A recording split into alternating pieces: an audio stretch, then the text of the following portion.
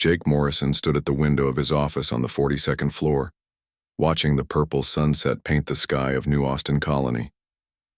3 years had passed since Amy died in that shuttle crash, and he still felt the empty space where she used to be.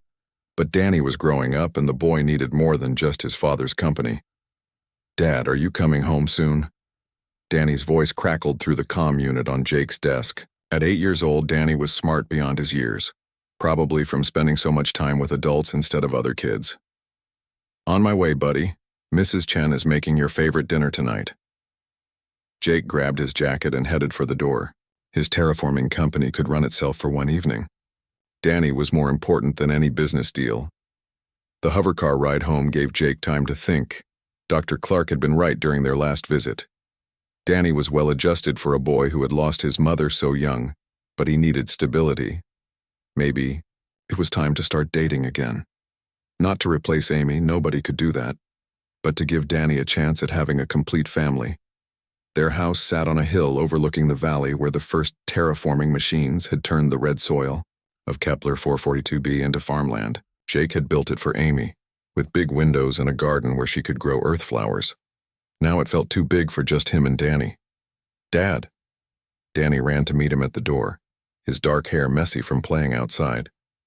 "Mrs. Chen says we're having real beef tonight, not the synthetic stuff." "That's right, got it shipped in from the agricultural dome." Jake ruffled his son's hair.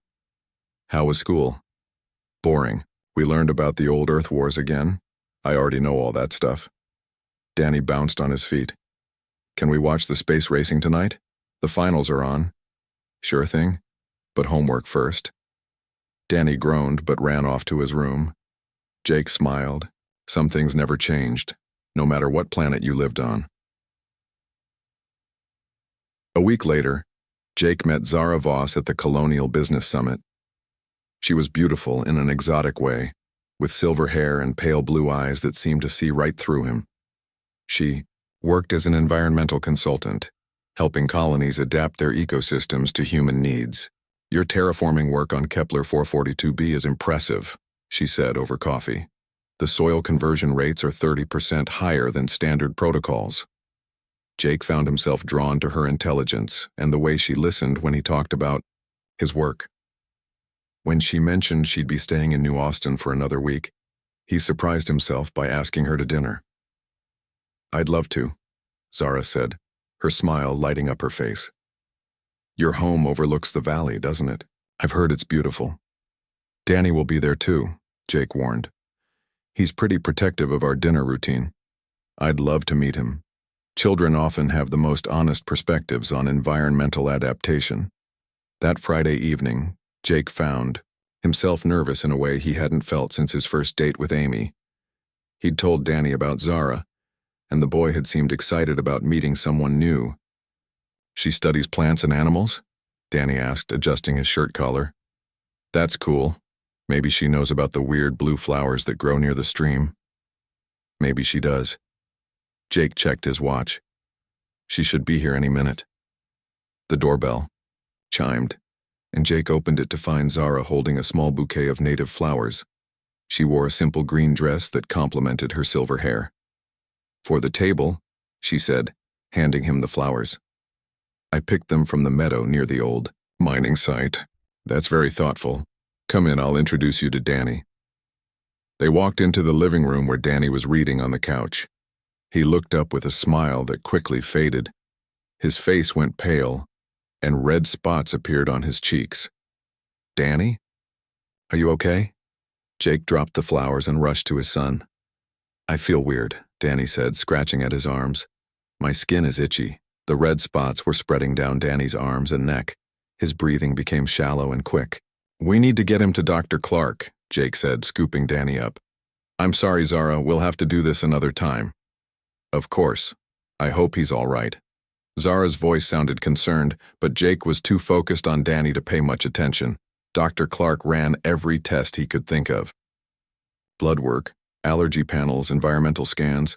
Everything came back normal. "I don't understand it," the doctor said, shaking his head. "Danny shows no signs of allergic reactions to anything. His immune system appears completely normal." "But he was covered in hives," Jake insisted. His breathing was labored.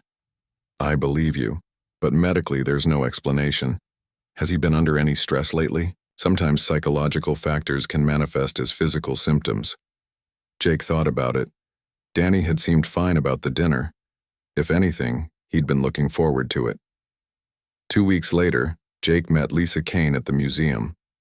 She was an archaeologist, studying the ruins of the ancient civilization that had lived on Kepler 442b before humans arrived. She was shorter than Zara, with brown hair and warm brown eyes that crinkled when she laughed. The artifacts suggest they were remarkably peaceful, Lisa explained as they walked through the exhibit. No weapons, no signs of warfare, they seemed to live in harmony with their environment. What happened to them? Jake asked. Unknown. They vanished about 50,000 years ago, leaving only these ruins and some basic tools. Jake found Lisa's passion for history engaging. She saw the world differently than he did, focusing on the past while he built the future. When she mentioned she'd love to see some of the artifacts that had been found on his company's terraforming sites, he invited her to dinner. This time, Jake decided not to tell Danny about the dinner guest until she arrived. Maybe the boy had worked himself up about meeting Zara, causing the reaction. Lisa arrived promptly at 7, carrying a data pad with images of artifacts she'd discovered. Danny was helping Jake set the table when the doorbell rang. I'll get it, Danny said, running to the door. Jake heard the door open, then Danny's voice. Dad, I don't feel good. Jake found Danny leaning against the doorframe, his face flushed and his breathing rapid. Lisa stood in the doorway, concern written across her face. Not again, Jake muttered, lifting Danny into his arms. This time, the reaction was worse. Danny's breathing became so labored that Dr. Clark had to give him oxygen. The tests once again showed nothing wrong. Jake, I need to ask you something, Dr. Clark said privately. Is there anything connecting these two incidents? What do you mean? Think about it. Danny has been fine for 3 years since Amy died. No health problems, no allergies. Then suddenly he has severe reactions twice in 2 weeks. What's changed in your life? Jake stared at the doctor, the realization hitting him like a physical blow. Both times, I had a woman over for dinner, someone I was interested in dating. That's what I thought. Danny might be having a psychological reaction to the idea of you dating. It's not uncommon for children who've lost a parent. But Jake wasn't convinced. The reactions were too immediate, too severe. Danny hadn't even known about Lisa's visit until she showed up at the door. That night, as Jake tucked Danny into bed, he decided to ask directly, Danny, how do you feel about me dating someone new? Danny looked up at him with serious eyes. I want you to be happy, Dad. You've been sad since Mom died, even when you try to hide it. But when those ladies came over, you got sick. I know. I don't understand it either. I felt fine until they got close to me. Then it was like my whole body was screaming that something was wrong. Danny frowned. It's like when you smell something. Rotten, but it wasn't a smell. It was something else. Jake felt a chill run down his spine. Danny was describing something that sounded less like psychology and more like instinct. But instinct about what? 3 days later, Dr. Clark called with news that would change everything. Jake, I want to bring in a specialist. Dr. Maya Torres from the Colonial Medical Institute on Earth. She studies unusual immune responses in children. You think this is medical, not psychological? I'm not sure what to think anymore, but Danny's reactions are too consistent and too severe to ignore. If there's a medical explanation, Maya Torres is the person who'll find it. As Jake hung up the phone, he looked out at the purple sunset again. For the first time since Amy's death, he felt truly afraid. Not for himself, but for Danny. Something was happening to his son. Something that nobody understood. He just hoped Dr. Torres could find answers before Danny had another reaction that might be worse than the last two. Dr. Maya Torres arrived on New Austin Colony 3 weeks later. She was a small woman with dark skin and intelligent eyes that missed nothing. Jake liked her immediately because she talked to Danny like he was a person, not just a patient. Tell me about these reactions, Maya said to Danny as they sat in Dr. Clark's office. What exactly do you feel? Danny thought carefully before answering. It starts in my nose like I smell something bad, but it's not really a smell. Then my skin gets hot and itchy. My chest feels tight and I can't breathe right. How quickly does this happen? Really fast, like the second the lady gets close to me. Danny looked at his father. I don't want to get sick, Dr. Torres. I want Dad to be happy. Maya nodded. I believe you, Danny, and I'm going to figure out what's causing this. She spent the next 2 days running tests that Jake had never heard of. She took samples of Danny's blood, saliva, and even collected the air he breathed out. She brought machines from her ship that could detect things smaller than atoms. Your son is remarkable, Maya told Jake on the 3rd day. His genetic markers show he has a mutation I've only seen in theoretical models. What kind of mutation? Jake asked, fear creeping into his voice. Nothing harmful. Actually, it might be beneficial. Danny's sensory system is enhanced far beyond normal human levels. His sense of smell, for instance, is about 10,000 times more sensitive than yours or mine. Jake stared at her. 10,000 times? The mutation affects his immune system, too. His body can detect and respond to chemical signatures that our equipment can barely measure. Maya pulled up a chart on her datapad. Think of it like this. You might smell a flower from a few feet away. Danny could detect that same flower from miles away and tell you exactly what type it is. But why is he only reacting to women I want to date? That's what we need to find out. I want to run a controlled test. I'll need to meet some of the women who caused Danny's reactions. Jake shook his head. I don't want to put Danny through that again. We'll be careful. I'll have medication ready to stop any reaction immediately. But Jake, if we don't understand what's triggering this, it could get worse. Reluctantly, Jake agreed to contact Zara Voss. She had left New Austin but agreed to return for the test. Maya set up her equipment in Jake's living room, with emergency medical supplies nearby. I want Danny to tell me the moment he feels anything unusual, Maya instructed. Even the smallest change. Zara arrived that evening, looking as beautiful as Jake remembered. She seemed genuinely concerned about Danny's condition. I hope we can figure this out, she said to Maya. I'd hate to think that my presence is making him sick. Maya had Danny sit across the room from Zara. How do you feel, Danny? Fine so far, Danny said. Zara, please move a little closer. Zara took 3 steps forward. Danny shifted in his chair, but said nothing. Closer, Maya instructed. Another 3 steps. Danny's breathing quickened slightly.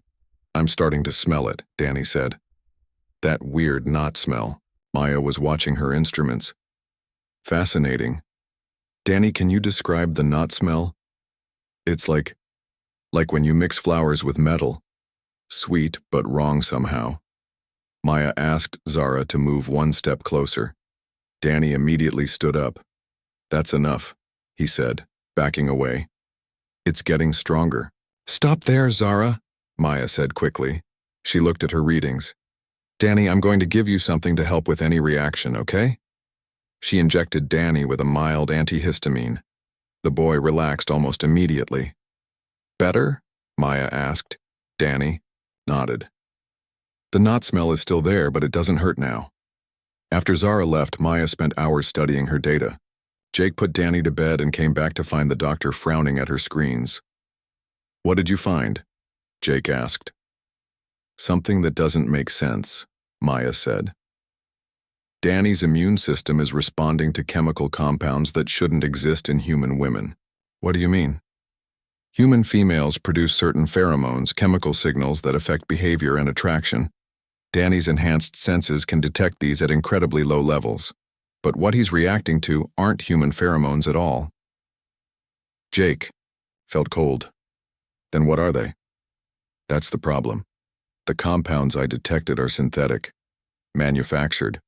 They're designed to mimic human female attractants, but they're artificial. Are you saying Zara is wearing some kind of perfume that's making Danny sick? Maya shook her head.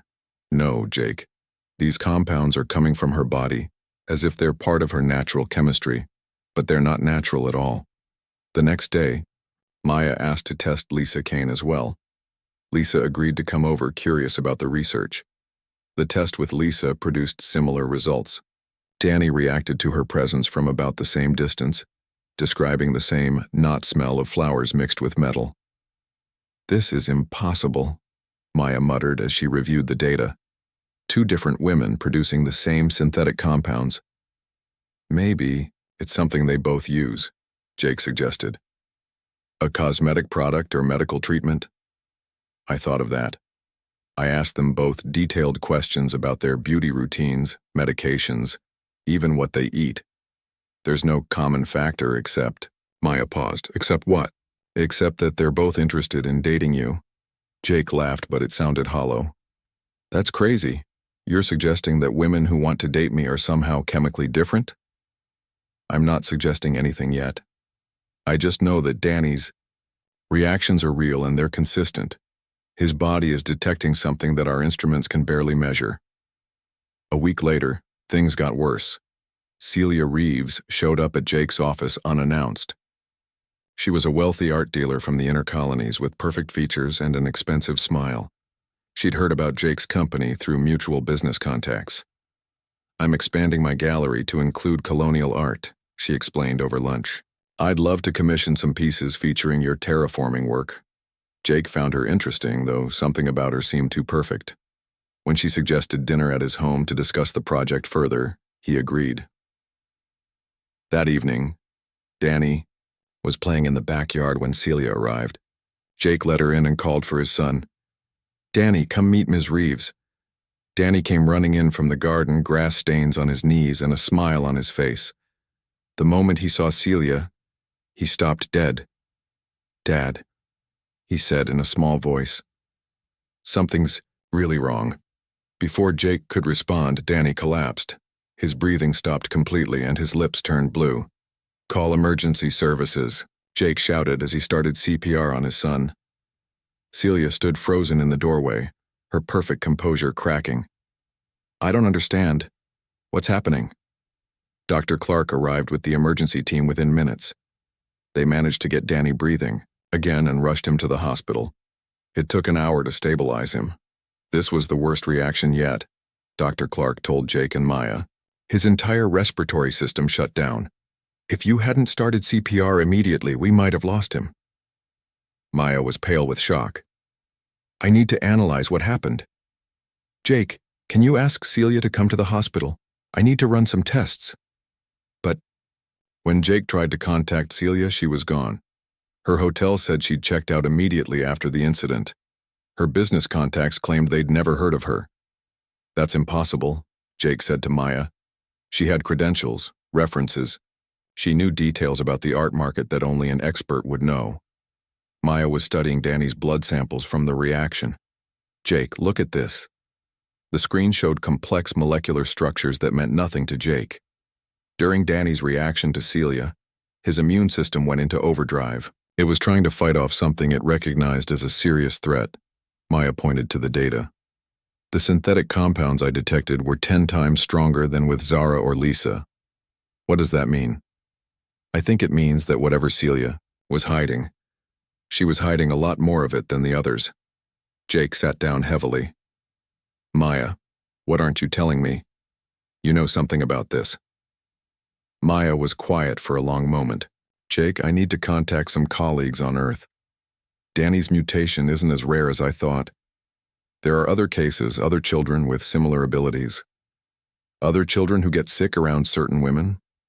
Other children who can detect things that normal humans can't. Jake, I think Danny might be able to sense something that could be very important. Something that could affect more than just your dating life." "What kind of something?" Maya looked at Danny, who was sleeping peacefully in his hospital bed. "I'm not sure yet, but I think your son might be humanity's early warning system for a threat we don't even know exists." Jake felt the world shift around him. 3 months ago, his biggest worry was whether Danny would accept a new stepmother. Now a doctor was telling him his son might be some kind of human detector for unknown dangers. "Maya, I need you to be completely honest with me. How much danger is Danny in?" "I don't know," she admitted. "But Jake, I think the better question is how much danger the rest of us might be in without him." Maya Torres spent 3 sleepless nights analyzing Danny's blood samples before she made the call that would change everything. She contacted Admiral Grace Stone of the Colonial Defense Force, a woman she'd worked with years ago on classified medical research. "Grace, I need to speak with you privately. It's about a security matter that could affect all the colonies." Admiral Stone arrived on New Austin Colony 2 days later, traveling in an unmarked transport. She was a tall woman with gray hair and steel blue eyes that had seen too many battles. Jake didn't like the look of her when Maya brought her to the hospital. "Mr. Morrison, Dr. Torres tells me your son has some unusual abilities," Admiral Stone said, sitting down beside Danny's bed.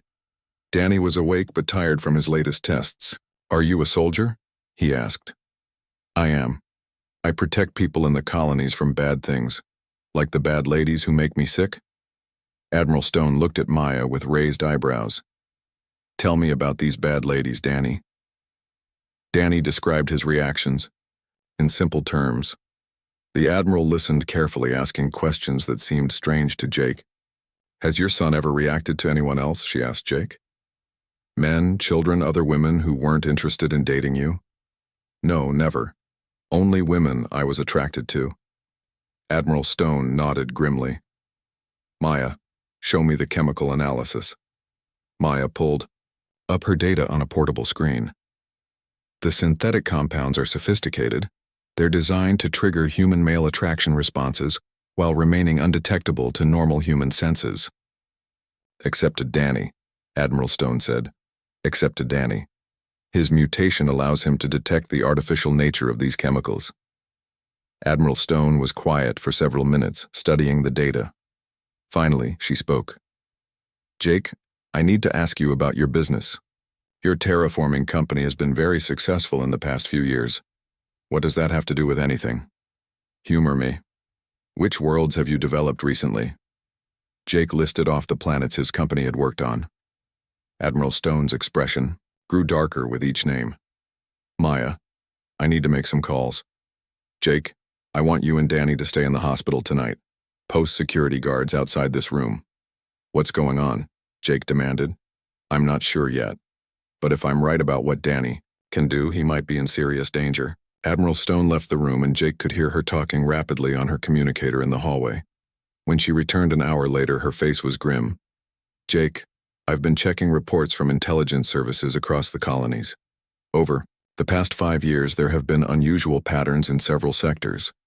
She activated a holographic display that showed a map of human space.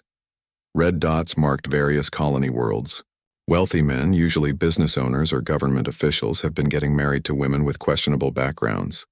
After the marriages, these men have signed over valuable assets or made decisions that seemed against their own interests.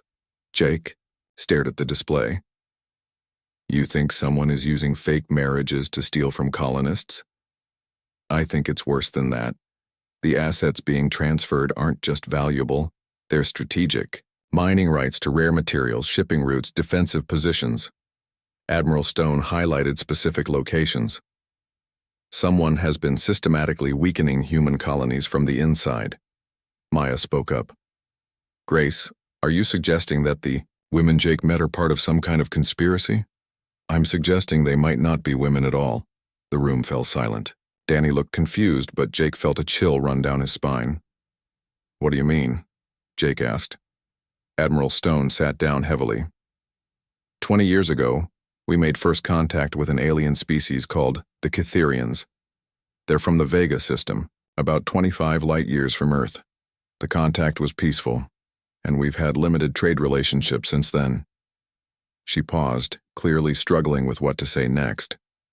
"What we didn't know until recently is that Cytherians are shapeshifters. They can alter their appearance to look like other species, including humans. Our intelligence services have been tracking suspicious activities that suggest Cytherian infiltration of human colonies." Jake felt like the ground was falling away beneath him. "You're saying Zara and Lisa and Celia were aliens?" "I'm saying it's possible. The synthetic compounds Danny detected could be Cytherian biochemistry leaking through their disguises." Maya looked at her test results with new understanding. That would explain why the compounds are so sophisticated. They're not human-made at all. But why would aliens want to marry human colonists? Jake asked. Admiral Stone brought up new images on the display. Jake, every world your company has developed in the past 3 years contains significant deposits of trilithium. It's a rare element that's crucial for faster-than-light travel. The Catherians need it for their own expansion. My company found those deposits through normal geological surveys. Did you? Or were you guided to those worlds by business partners and consultants who suggested specific locations for development? Jake thought back over his recent projects. Many of them had been suggested by partners he'd met through social or business connections. Partners who had introduced him to potential investors, some of whom were attractive women who had shown interest in his work and his personal life. My God, Jake whispered. They've been manipulating me for years. Not just you. This appears to be a colony-wide operation. The Catherians have been steering human development away from the most valuable worlds while quietly claiming them for themselves. Danny spoke up from his bed. Admiral Stone, are the bad ladies going to come back? I don't know, Danny, but we're going to make sure you're safe. Admiral Stone activated her communicator. Colonel Martinez, I need a security detail at New Austin General Hospital immediately. Full alert status. Jake stood up, anger replacing his fear. Admiral, 3 years ago my wife Amy died in a shuttle crash. She was investigating geological anomalies on several worlds. Was that really an accident? Admiral Stone looked at him with sympathy. Jake, your wife's research notes were classified. After her death, she had discovered trilithium deposits on 3 worlds that were later declared unsuitable for human development. Declared unsuitable by whom? By the Colonial Survey Board. The board members who made those decisions have since died in various accidents. Jake felt rage building in his chest. They killed Amy. They killed my wife because she found out what they were doing. We can't prove that yet. But Jake, Amy's research may have threatened their entire operation. If she had lived to publish her findings, the Catherians would have been exposed years ago. Maya was studying her data again. Grace, if Danny can detect Catherian infiltrators, he's incredibly valuable to the defense force. He's also incredibly dangerous to the Catherians. They'll do anything to eliminate him or capture him. As if summoned by her words, alarms began blaring throughout the hospital. Admiral Stone grabbed her weapon and moved to the window. Jake, get Danny away from the window. Maya, pack your equipment. We need to move now. What's happening? Jake asked, lifting Danny from the bed. The hospital's security system is detecting unauthorized aircraft approaching the building. Multiple contacts moving in formation. Explosions rocked the hospital. The lights went out, and emergency power kicked in. Through the window, Jake could see dark shapes moving against the night sky. Dad, I can smell them, Danny said, clinging to his father. The bad smell is everywhere. There are lots of them. Admiral Stone spoke into her communicator. All units, the hospital is under attack. Protect the package at all costs. She turned to Jake. The package is Danny. The Catherians know what he can do, and they're here to stop him. Another explosion. Shattered windows down the hall. Jake could hear gunfire and shouting. There's an emergency transport on the roof, Admiral Stone said. We need to get Danny out of here before they breach the building. They ran toward the stairs but stopped when they heard footsteps coming up. Maya grabbed Jake's arm. This way. The service elevator goes to the basement parking garage. As they ran, Danny kept talking. Dad, they're not just in the air. They're in the building too. I can smell them getting closer. Jake realized his son's abilities were more than just a medical curiosity. Danny was a living detector for an alien invasion that had been going on for years without anyone knowing. The elevator doors opened to reveal 3 people in hospital uniforms. They looked normal, but Danny immediately began gasping for air.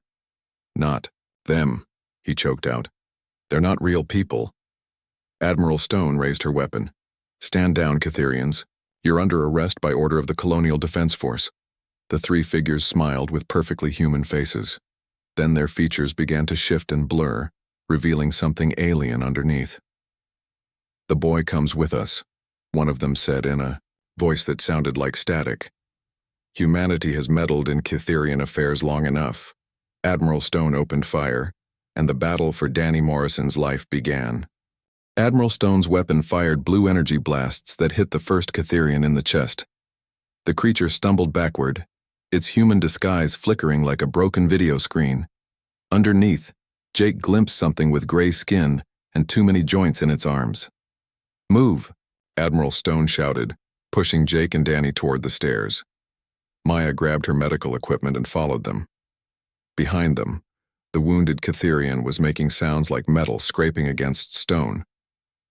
The other two aliens were changing shape, growing taller and more threatening. They ran up the stairs as fast as Danny's short legs could carry him.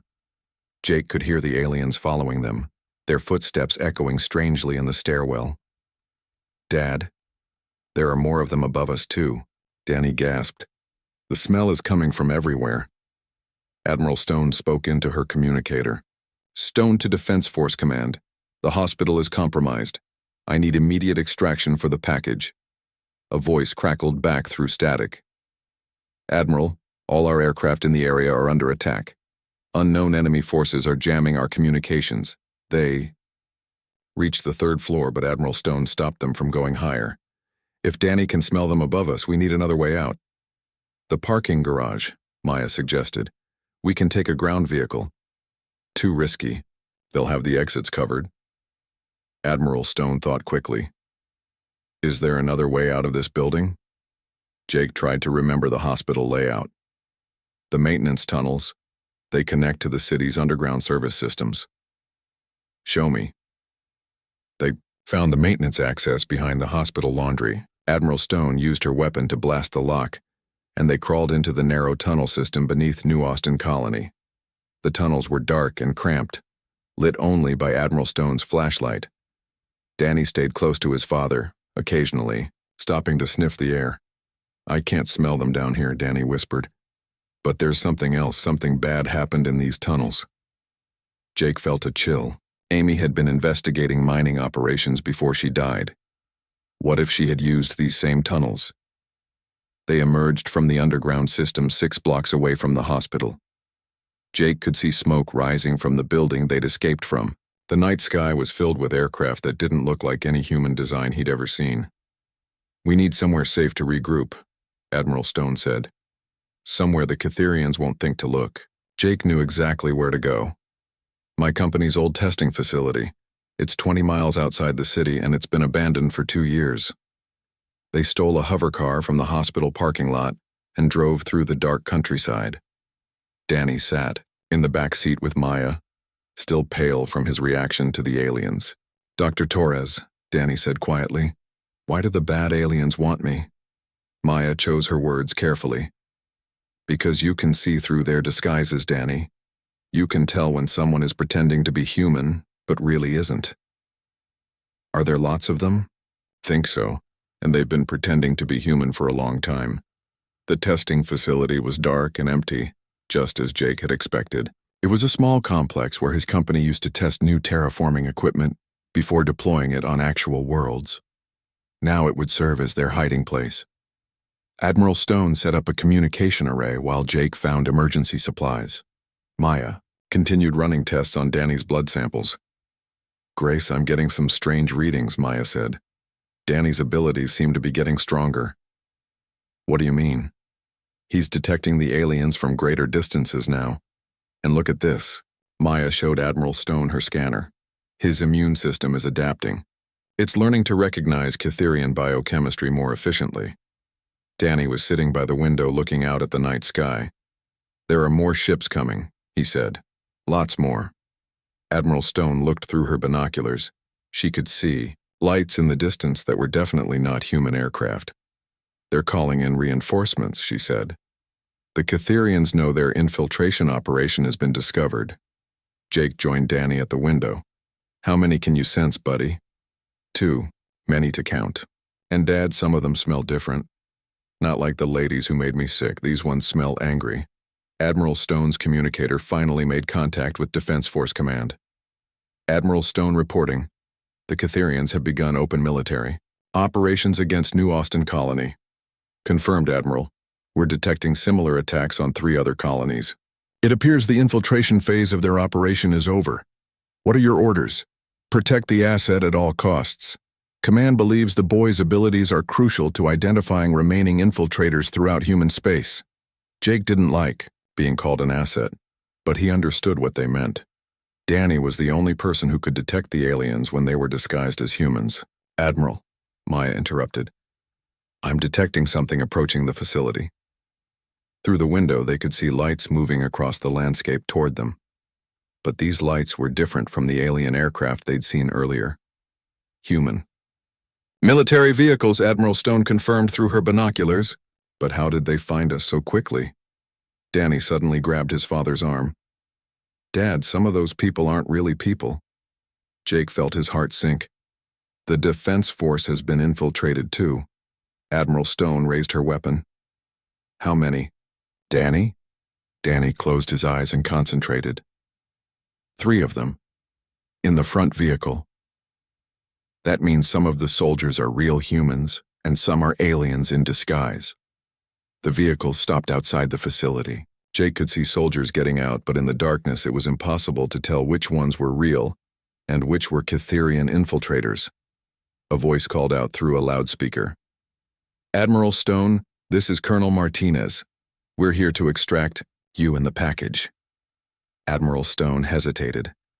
Colonel Martinez was someone she trusted, but if Danny was right, some of the soldiers with him were aliens. Danny, can you tell me exactly where the false humans are? Danny pointed carefully. The tall one on the left, the woman with the dark hair, and the man standing behind the vehicle. Admiral Stone spoke into her communicator. Colonel Martinez, I need you to approach alone. Leave your squad where they are. Admiral, that's not protocol. We have orders to secure the entire area. Colonel, trust me on this. Come alone, or we don't come out. Jake watched as a middle-aged man separated from the group and walked toward the building. Danny watched him carefully. He's okay, Danny said. He smells normal. Admiral Stone opened the door and let Colonel Martinez inside. He was a stocky man with graying hair and concerned eyes. Admiral, what's the situation? Command sent us to extract you immediately. Colonel, the boy can identify Catherian infiltrators. According to him, 3 of your soldiers are aliens in disguise. Colonel Martinez stared at her. That's impossible. I've worked with these people for years. Danny, can you still sense the false ones outside? Danny nodded. They're getting angry. Their smell is changing. Through the window, they could see the soldiers moving restlessly. The 3 that Danny had identified were standing slightly apart from the others. Colonel, Admiral Stone said, we need to test this. Order your troops to remove their helmets and approach the building one at a time. Colonel Martinez looked uncertain, but he activated his communicator. All units, remove helmets and approach the building individually for identification. The first soldier to approach was a young woman with red hair. Danny watched her carefully. She's real, he said. The second soldier was an older man with a beard. He's real too. But when the tall soldier Danny had identified as false came forward, something strange happened. The man stopped walking when he was still 30 feet from the building. I can't get any closer, he called out. There's some kind of interference field around the building. Danny looked puzzled. There's no field, Dad. He just doesn't want to come near me. Admiral Stone and Colonel Martinez exchanged glances. That's not possible, the colonel said. There's nothing wrong with the area around this building. The soldier outside was backing away now. Colonel, I'm reading massive electromagnetic interference. We need to evacuate immediately. But the other soldiers looked confused. Sir, I'm not reading any interference, one of them reported. That's when the first disguised soldier panicked and dropped his human appearance. His body stretched and changed, revealing the gray-skinned creature underneath. The other 2 followed suit, abandoning their disguises. Open fire, Colonel Martinez shouted. The battle lasted only minutes. The real human soldiers quickly overwhelmed the 3 aliens, but not before one of them transmitted a signal into the night sky. They've called for help, Admiral Stone said, watching her scanners. We have incoming aircraft, multiple contacts. Colonel, Martinez looked at Danny with new respect. Son, you just saved my entire squad. How did you know they weren't human? Danny shrugged. They smelled wrong. Like the bad ladies, but different. Jake put his arm around his son. Danny's been able to detect them all along. We just didn't understand what he was sensing. Admiral, Colonel Martinez said, if the boy can identify infiltrators this accurately, we need to get him to Defense Force Command immediately. There's no telling how many aliens are hiding in our military and government. Admiral Stone nodded. Agreed. But first, we need to survive the night. Those ships are getting closer. Maya packed up her equipment quickly. Jake, Danny's abilities are still evolving. By tomorrow, he might be able to detect them. The Defense Force transport ship lifted off from New Austin Colony just as Catherian warships began bombing the city. Jake held Danny tightly as they watched purple flames spread across the skyline through the ship's small window. My house, Danny said quietly. All my toys are still there. We'll get you new toys, Jake promised, though he wasn't sure they'd live long enough for that to matter. Colonel Martinez was coordinating with the ship's crew while Admiral Stone worked with Maya to set up a mobile laboratory. They needed to understand Danny's abilities better before they reached Defense Force Command. Danny, Maya said gently, I want to try something new. Can you tell me how many aliens are on this ship? Danny closed his eyes and took a deep breath. None. Everyone here smells like real people. Good. Now I want you to try something harder. Can you sense any aliens in other ships nearby? Danny concentrated harder. After a moment, he opened his eyes with surprise. There's a ship following us. It has 2 real people and 1 fake person on it. Colonel Martinez checked his scanner. There is a ship matching our course about 10 miles behind us. It's broadcasting proper identification codes. The codes might be stolen, Admiral Stone said. Colonel, can you contact that ship and ask to speak to the commanding officer? Within minutes, they had a video connection with the other ship. A woman in Defense Force uniform appeared on their screen. This is Captain Sarah Wells, she said. We're escorting you to the command station. Danny immediately moved away from the screen. Dad, she's one of the bad ones. She smells really wrong. The woman on the screen couldn't hear Danny, but Jake noticed something strange. Her smile looked perfect, but her eyes seemed flat, like a picture instead of a real person. Captain Wells, Admiral Stone said carefully, what's your authorization code for this mission? Authorization 77 Alpha 9, the woman replied without hesitation. Colonel Martinez checked his records. That code is correct, Admiral. But Danny was shaking his head. She's lying, not about the numbers, but about who she is. Admiral Stone made a quick decision. Captain Wells, we're changing course to the backup command station. Follow our new heading. Admiral, that's not according to the mission plan, the fake captain said. I have orders to escort you to the primary station. Plans change, Captain. Admiral Stone out. She cut the connection and turned to Colonel Martinez. Change course immediately and prepare for combat. The other ship followed them for several minutes before Admiral Stone saw what she was waiting for. There, look at their flight pattern. Jake watched the pursuing ship. It was moving in a way that seemed wrong, too smooth and precise for human piloting. Human pilots make small corrections constantly, Admiral Stone explained. We're not perfect, but that ship is flying like a computer is controlling it. Suddenly, the other ship opened fire. Energy blasts streaked past their transport and alarms began ringing. Evasive maneuvers, Colonel Martinez shouted. Their pilot was good, but the enemy ship was faster. Jake felt the transport shudder as it took a direct hit. Dad, they're really angry now, Danny said. I can sense the fake person even from here. She's not trying to hide anymore. The battle lasted 10 minutes before Defense Force fighters arrived to help them. The alien ship was destroyed, but not before transmitting data back to the Catherian fleet. They know where we're going, Admiral Stone said grimly. We need to reach command before they organize another attack. The Defense Force command station was hidden inside an asteroid in the outer system. As their transport docked, Jake was amazed by the size of the facility. Thousands of people worked here, coordinating the defense of dozens of human colonies. But Danny immediately grabbed his father's arm when they entered the main corridor. Dad, some of the people here aren't real either. Admiral Stone stopped walking. How many, Danny? Danny looked around carefully. I can smell 3 of them from here. Maybe more that are too far away. They were met by General Robert Kim, the commander of all colonial defense forces. He was a serious man with kind eyes who spoke directly to Danny instead of talking about him.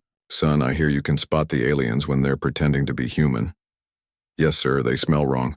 Can you help us find the ones hiding here? Danny nodded. But I need to get close to them. I can only smell them from about 50 feet away. General Kim organized a careful sweep of the command station.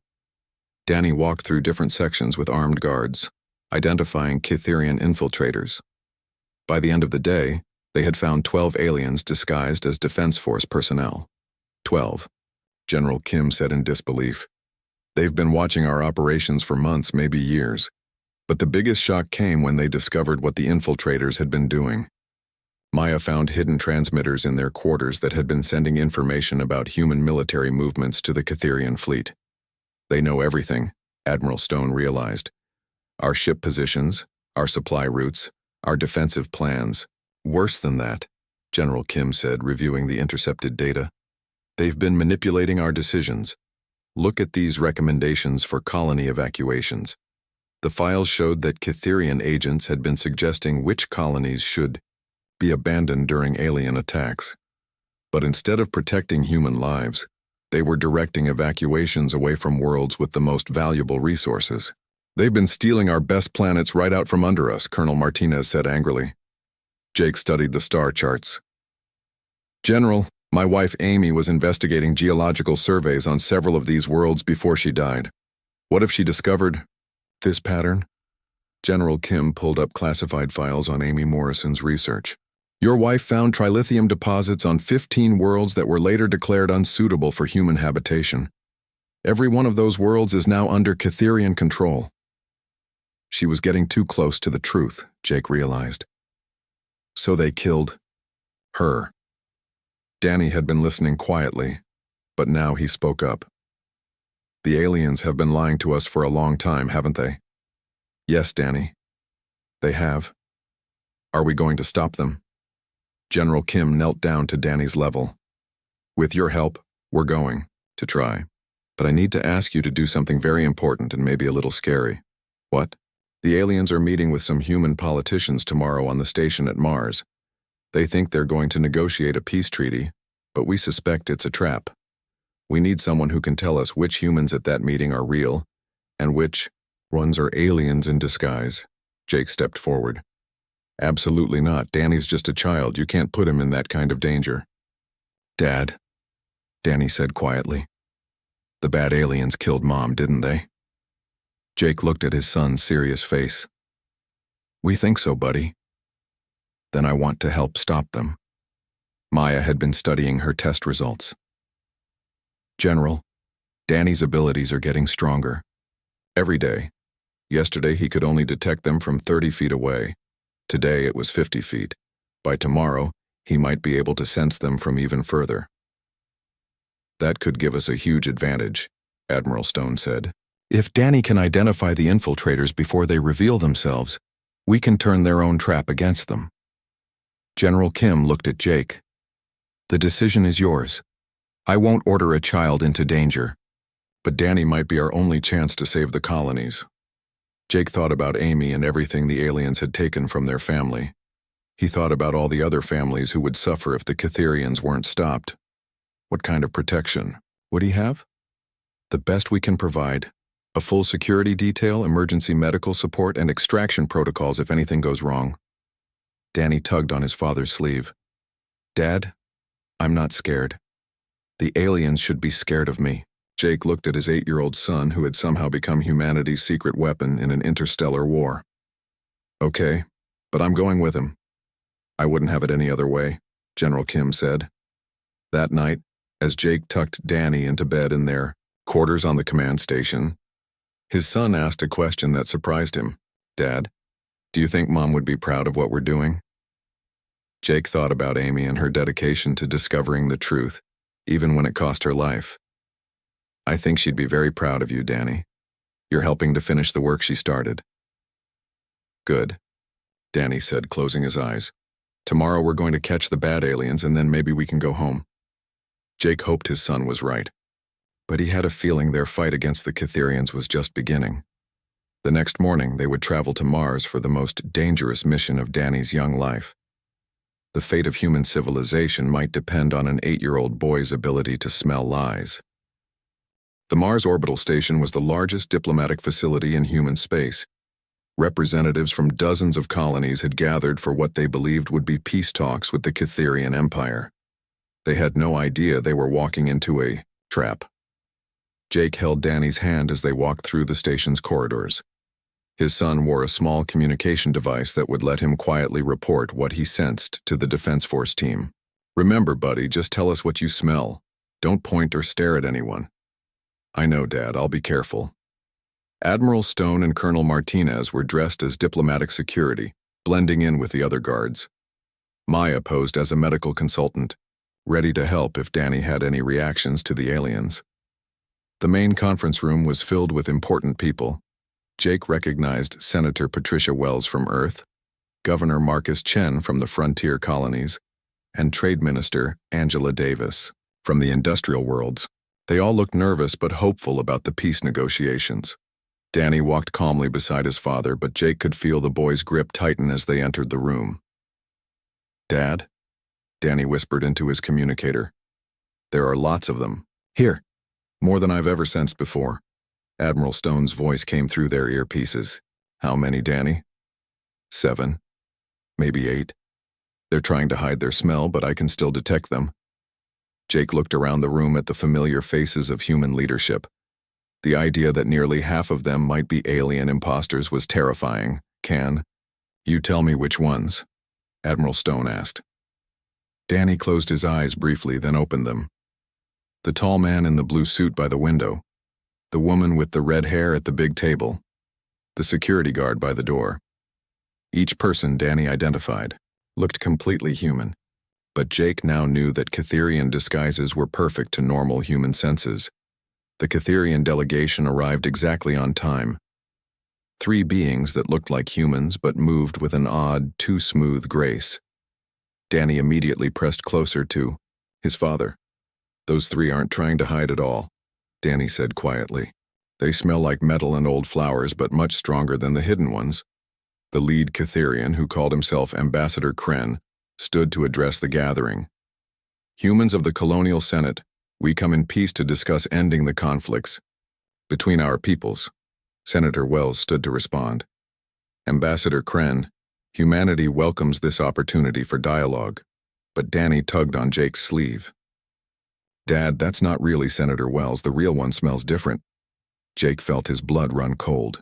The woman they all thought was Senator Wells had been replaced by an alien imposter. Ambassador Kren continued speaking.